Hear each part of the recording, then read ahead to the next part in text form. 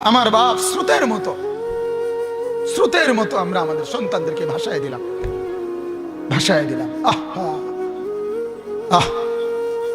চোখের পানির বড় দাম বাজান, আল্লাহর কসম, মুখের হাসির চাইতে চোখের পানির বড় দাম। গোটা পৃথিবী ভরা সব হাসি, এক ফোঁটা চোখের পানির দাম অনেক বেশি। এই যে আজমিরে, যার নাম আপনারা সবাই জানেন, খাজা মঈনুদ্দিন চিশতি আজমিরি রাহমাতুল্লাহ আলাইহি, নাম শুনছেন না? কথা বলেন। 90 লক্ষ বেঈমান যার হাতে কালেমা পড়ে মুসলমান হয়েছে। 9 লাখ না 90 লাখ।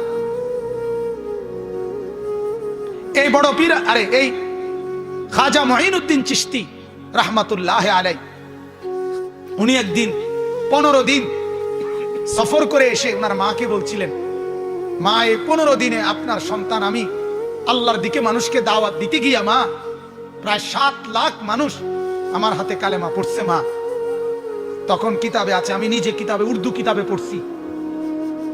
খাজা মঈনুদ্দিনের মা বলছে, মঈনুদ্দিন, আল্লাহর কসম বাপ, এটা তোর জবানের বরকত না, বরং এটা আমি মায়ের পবিত্র দুধের বরকত। বলছে মানে মা?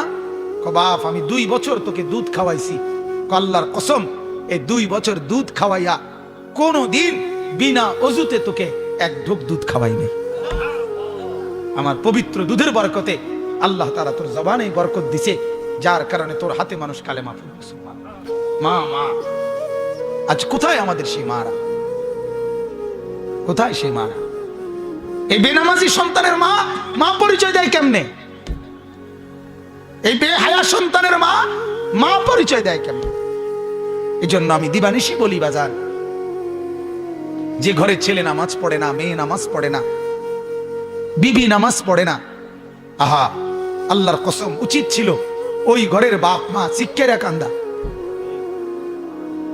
ওই ঘরে কান্নার রোল পড়ার কথা ছিল, ওই বাবার চোখে পানি ঝরার কথা ছিল, ওই মা চিৎকার করে কাঁদার কথা ছিল যে হায় আমার কি হবে, আমার সন্তান তো নামাজ পড়ে না, আমার মেয়ে তো নামাজ পড়ে না। আল্লাহর কসম, এটা হওয়া কথা ছিল মুসলমানের ঘরে। আজ কোনো পেরেশানি নাই। বাবার চোখের সামনে, দাদার চোখের সামনে সন্তান নষ্ট হয়ে যাচ্ছে, স্বামীর চোখের সামনে স্ত্রী বেপর্দা হাজারো ছেলেকে, হাজারো পুরুষকে তারই টাকা দিয়া কিনা গহনা অলংকার, পাউডার, স্নো মাইকা, রাস্তার লম্পট খারাইয়া মুতে এরম বেদ্দফ এগুলারে দেখতে বললে তার বেড়ি বাইরে, হ্যাঁ? আর এই অপদার্থ স্বামী এটা হজম করে। তোরে জামাই হইতে বললো কে বেড়া? আত্মমর্যাদা যার নাই।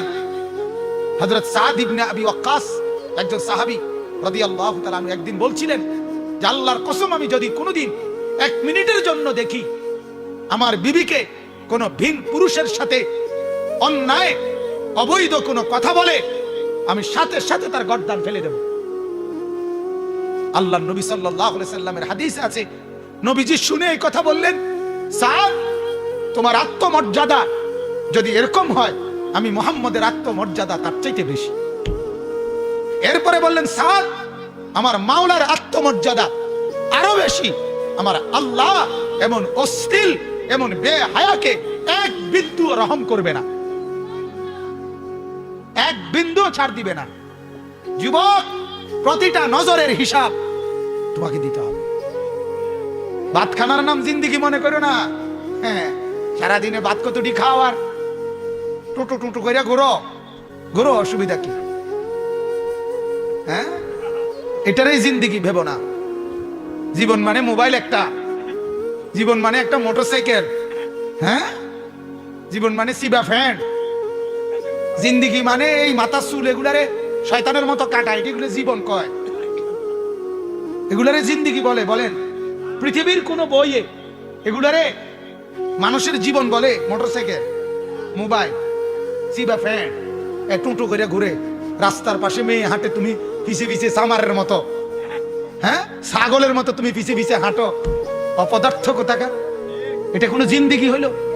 এই জিন্দিগির চাইতে মরে যাওয়াই তো ভালো ছিল বেটা। কয় নারী দিয়ে তুমি চলবা? হ্যাঁ, কয়জন বেড়ি দরকার? কথা বলেন না। একটা ছেলের কয়টা বেড়ি দরকার? আস্তাগফিরুল্লাহ। গুনাহের মধ্যে ডুবে গেছে, নাফরমানির মধ্যে ডুবে গেছে ছেলেরা, অস্থিরতার মধ্যে ডুবে গেছে। মার খবর নাই, বাবার খবর নাই, স্বামীর খবর নাই, কারো কোনো হায়া লজ্জা নাই। মহিলা সারাক্ষণ টেলিভিশনে নাচ গান, নাটক, সিনেমা, হিন্দি সিরিয়াল এগুলো দেখতেছে, একটার পর একটা পাউডার, সুনু, জামা কাপড় বদলাইতেছে। আর বাজারে বাজারে একদিন কিনে জুতা, আরেকদিন কিনে বদনা, আরেকদিন কিনে জামা, যে একটা একটা করে করে আলগা আলগা কিনে। এক লগে কিনতো না, কারণ এক লগে কিনলে তো একবারে কিনে হয়ে গেল।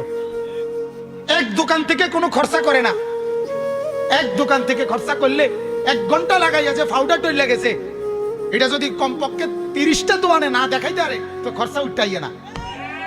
এটা খরচ আছে না, পাউডার, সুনু, ফেয়ার এন্ড লাভলি, মেকআপের এটা খরচ আছে। তো এই খরচাও তো উঠাইতে হইব।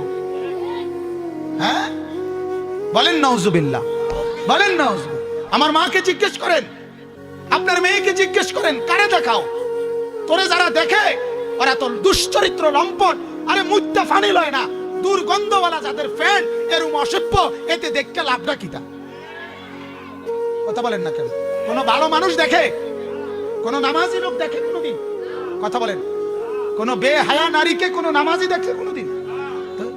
আর যে দেখে তার কলিজাটা, যেই যুবক কোন বেপর্দা নারীরে দেখে, দেখার পরে তার দিলের মধ্যে এই বেডিরে নিয়ে, এই মেয়েটাকে নিয়ে কল্পনাটা কি আসে, এটার আল্ট্রা রিপোর্ট করা বাইর করা হয়। আল্ট্রাসোনোগ্রাফি রিপোর্ট যদি বের করা হয়, তাইলে দেখা যাবে ওই যুবকের কল্পনায় ছিল এই নারীর উলঙ্গ ছবি।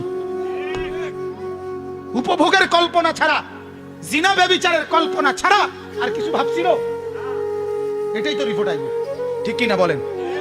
আল্লাহ যদি বলে, বান্দা আমার দেওয়া চোখে আমার ঘর কেন দেখলাম? আমার দেওয়া চোখে গত 1 বছরে কোনোদিন আমার কোরআনের একটা পৃষ্ঠা কোনোদিন কেন দেখলা না? আপনি কি বলবেন? কি বলবেন? বলেন। অলিসানান, আল্লাহ তাআলা বলেন, আমি কি তোমাকে একটা জিহ্বা দেই নাই? বলেন দিছি কিনা? আল্লাহ যদি বলেন, বান্দা আমার দেওয়া এই জিহ্বা, এর বিনিময়ে আমি কি একটা জিকির পেলাম না? আমার নামটা কি একটাবার উচ্চারণ হতে পারলো না? আপনি কি বলবেন? বলো না ভাইয়া। আজ সারাদিন যার মুখে একবার মালিকের নাম উচ্চারণ হলো না, তুমি কি জবাব দিবা? এজন্য মনে রাখবেন, সুম্মা লাতুসআলুন্না ইয়াওমাইদিন আনিন নাঈম। আল্লাহ তাআলা এই কথা স্পষ্ট বলছেন, আমার বান্দা আমার দেওয়া প্রতিটি নিয়ামত আমি আলাদা আলাদা আলাদা আলাদা তোমাকে জিজ্ঞেস করি। হাদিসের মধ্যে আছে, আল্লাহর নবী সাল্লাল্লাহু আলাইহি সাল্লাম বলেন, সাহাবী ও হযরত ওমরকে বলছে, ওমর, জিন্দেগিতে যতটা খেজুর খাইছো, প্রত্যেকটা খেজুরের শুকর কি আদায় করছো? আল্লাহ তাআলা সেটা জিজ্ঞেস করেন। আল্লাহর নবী বলছে, ওমর, জিন্দেগিতে যত ঢোক পানি খাইছো, প্রতি ঢোক পানির নিয়ামতের শুকর কি করছিলা? আল্লাহ এটা জিজ্ঞেস করেন। আপনি কি ভাবছেন? আল্লাহ তাআলা এখন ছেড়ে দিয়েছেন, তা আল্লাহ বলে রাখছে দেখা। আল্লাহ নিজে বলছে, ইন্না ইয়াউমাল ফাসলি কানা মিকাতা। আমি তোমাদের ভালো মন্দের পার্থক্য, ন্যায় অন্যায়ের পার্থক্য, সৌভাগ্য দুর্ভাগ্যের পার্থক্য করার জন্য মিকাতা, একটা ওয়াক্ত, একটা সময়, হাসরের একটা মাঠ, কিয়ামতের একটা সময়, পরকালের একটা বিচার দিবস নির্ধারণ করে রাখছি। এই জন্য না এখন মাতি না। কথা বোঝেন নাই আপনি? আল্লাহ বলেন, আমি এমনি খাইতে দিছি। এই দুনিয়াটা আল্লাহর একটা আম দস্তরখান, মানে খোলা দস্তরখান। এই জমি আল্লাহ বলেন, এটা আমি বিছায় রাখছি, দেখো না দস্তরখানের মতো, এটা আমি খুলে রাখছি, সবাইকে এখানে ভোগ করার অনুমতি দিছি। ডাকলেও না ডাকলেও, মানলেও না মানলেও, সেজদা দিলেও সেজদা না দিলেও, মুসলমান হলেও কাফের হইলেও, এমনকি মানুষ হোক জানোয়ার হোক, সবার জন্য আল্লাহর এই জমিনে উপভোগ করা, দুনিয়া ভোগ করা, জমিনের সম্পদ ভোগ করার অধিকার আল্লাহ বলেন আমি সবাইকে দিয়ে রাখছি। এজন্য রোদ বৃষ্টি, আলো বাতাস, আগুন পানি, সকাল দুপুর আলো হাতা বাতাস, সবকিছু সবার গায়ে লাগে, উপভোগ করে। কিন্তু আল্লাহ বলেন, কসম বান্দা, আমার আখিরাতের নিয়ামত, আমার জান্নাতের নিয়ামত, সেজদা ছাড়া, কোরআন ছাড়া, গোলামি ছাড়া বন্দেগী ছাড়া 1 ইঞ্চি 1 সুতাও কাউকে দেব না। এখন খাও, এখন দুনিয়া ভোগ করো, অসুবিধা নাই। তুমি যেমন দুনিয়া ভোগ করো, জানোয়ারও তো দুনিয়া ভোগ করে। কথা বলেন। গবেষকদের কথা হলো, প্রকৃতি গবেষক যারা, প্রাণীবিদ্যা গবেষক যারা, একটি হাতি একদিনে 250 কেজি 250 কেজি খাবার খায়, 90 লিটার পানি খায়। আপনার চাইতে বেশি না কম? একটি তিমি, সাগরের একটা তিমি, 200 জন শক্ত সামর্থ্য পুরুষ এক বেলা যেই খাবার খায় মাছ গোস্ত, একটি সাগরের তিমি এক বেলা এক ডোকে 1 লোকমায় তার চাইতে বেশি খাবার খায়। তাহলে আপনি কি দুনিয়া বেশি ভোগ করতেছেন? কথা বলেন না কেন? বাঘ, ভাল্লুক, চতুষ্পদ জন্তুগুলো দুনিয়া তার চাইতে বেশি ভোগ করতেছে না? তো আপনি বেশি কি পাইলেন? আপনার বাড়ি যদি হয় 20 শতক জায়গা, রয়্যাল বেঙ্গল টাইগারের বাড়ি পুরা সুন্দরবনটা। কথা বলেন না কেন? পদ্মার ইলিশের এরিয়া পুরা পদ্মা নদীটা। তাহলে আপনি বেশি কিতা? আপনি কিতা বাড়ি লিয়ে ফুডাঙ্গিরি মারেন? কথা বলেন না কেন? আপনি বেশি কি পাইলেন? আল্লাহ তাআলা বলেন, কুল মাতাউদ দুনিয়া কালিল। আল্লাহ বলে, বান্দা তামাম দুনিয়াটাও যদি তোমাদেরকে দেই তাও তো কালিল, সামান্য, সামান্য, কিছু না। ওয়ামাল হায়াতুদ দুনিয়া ইল্লা লাহবুন ওয়া লাইব। আল্লাহ বলে দুনিয়া এটা তো খেলতামশা। অর্থাৎ বান্দা বিল্ডিং করে, আল্লাহ কয় তামসা করে। কি করে? তামসা করে, তামসা। এতে জমি কিনে, আল্লাহ তোমার তামসা না। সেজদা কই? গোলামি কই? বন্দিগি কই? জিকির কই? আখিরাত কই? যাকাত কোথায়? হজ কোথায়? আমার গোলামি কোথায়? আল্লাহ বলে এগুলো যার জীবনে নাই, সে তো আসলে মালাঠোলা নিয়া তামসা না করে, মালাঠোলা। এই জন্য বাপ, এই আয়াতের তাফসীর করার জন্য এই কথাগুলো আমার বলা হয়ে গেছে। আমি শুধু এবার তরজমাটা বলি, আমার কথা শেষ। আল্লাহ তাআলা বলেন, ওয়ালাকাদ আতাইনা লুকমানাল হিকমা। আল্লাহ তাআলা বলেন, আমার একজন প্রিয় বান্দা ছিল লোকমান, আমি আল্লাহ তাআলা তাকে হিকমত দান করছিলাম। এই লোকমান আল্লাহর একজন নেক বান্দা ছিল, যে ছিল একজন কৃতদাস। আইয়ুব আলাইহিস সালামের জামানায় যে কাঠের কাজ করত।